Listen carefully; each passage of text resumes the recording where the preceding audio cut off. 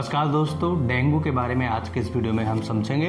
Dengue fever क्या होता है। डेंगू में जब मरीज की प्लेटलेट्स कम होती है, जब मरीज को खून में इन्फेक्शन हो जाता है, तो ऐसी स्थिति में हम कौन सी दवाई लें और कौन सी ऐसी प्रिवेंटिव मेडिसिन लेना चाहिए जिससे कि डेंगू बुखार होने से बच सकें।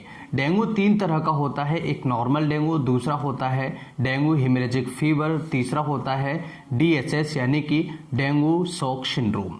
अगर मरीज को जो क्लासिकल डेंगू है वो पेशेंट को ट्रीट न किया जाए, उस मरीज को अगर सही तरीके से इलाज न मिल पाए, तो ऐसी सिचुएशन में ये हेमरेजिक फीवर में जा सकता है और या फिर ये डेंगू शॉक सिंड्रोम में भी ये जा सकता है। डेंगू बुखार होता क्यों है, इसका कारण क्या होता है। डेंगू बुखार होने का रीजन होता है, डेंगू का जो मुख्य कारण होता है एडिस एजिप्टी फीमेल मॉस्किटो, यानी कि एक मादा मॉस्किटो होता है जिसका नाम एडिस एजिप्टी होता है। इसकी वजह से ये हमें होता है, यानी कि अगर उस मच्छर के अंदर, उस मॉस्किटो के अंदर वो इन्फेक्शन है और मच्छर अगर किसी व्यक्ति को काटता है तो उस व्यक्ति को डेंगू होने के चांसेस बढ़ जाते हैं। डेंगू का जो मच्छर होता है वो सामान्यतः दिन के समय में उड़ता है और दिन में ही वो मरीज को काटता है।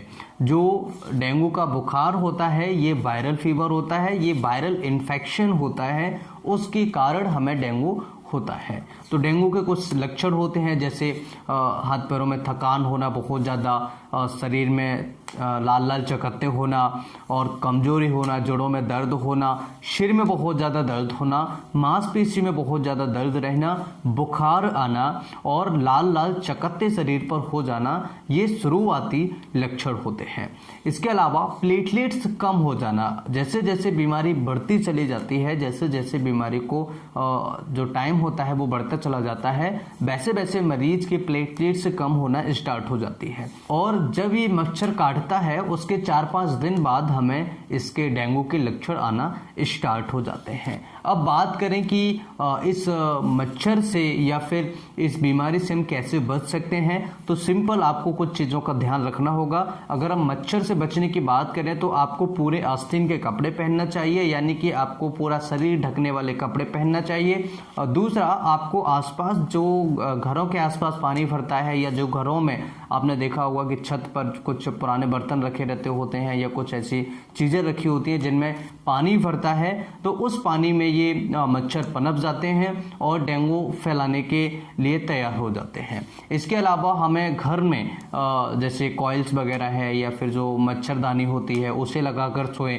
या फिर जो लिक्विड आते हैं उन्हें लगाकर हम सो सकते हैं, जिससे कि मच्छर हमारे पास आसपास नहीं आए और हमें डेंगू होने के चांसेस कम रहे। अब बात करते हैं दोस्तों कि इसका इलाज क्या है, होम्योपैथी में सबसे अच्छा इलाज क्या है जिससे कि इस बीमारी को ठीक किया जा सके। तो होम्योपैथी की बात करें तो दोस्तों 2 सबसे बेस्ट मेडिसिन होम्योपैथी में देखने को मिलती है। सबसे पहली मेडिसिन है इपिटोरियम पर्फ। दोस्तों, कैसे भी मरीज के प्लेटलेट्स कम हो रही हो, इपिटोरियम पर्फ से हम मरीज के प्लेटलेट्स को बढ़ा सकते हैं और बहुत आसान तरीके से जो प्लेटलेट्स कम होने की समस्या होती है उससे हम छुटकारा पा सकते हैं।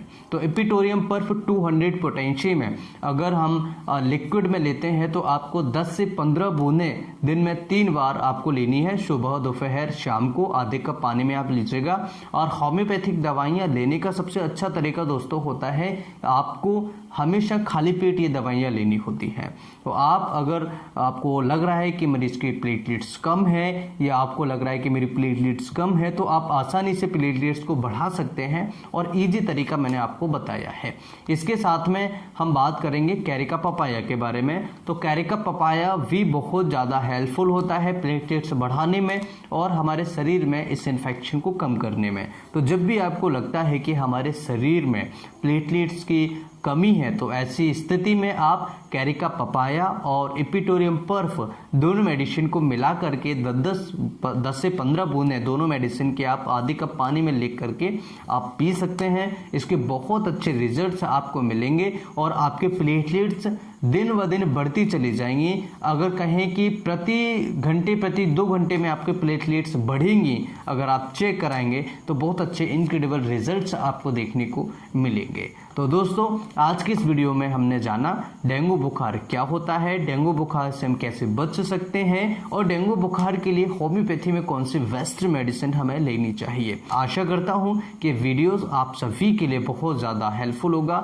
दोस्तों इस तरह के और वीडियोस देखने के लिए हमारे चैनल को सब्सक्राइब करें और बेल नोटिफिकेशन ऑल पर क्लिक करें, जिससे कि आने वाली वीडियो की नोटिफिकेशन आप सभी को आसानी से मिल सके।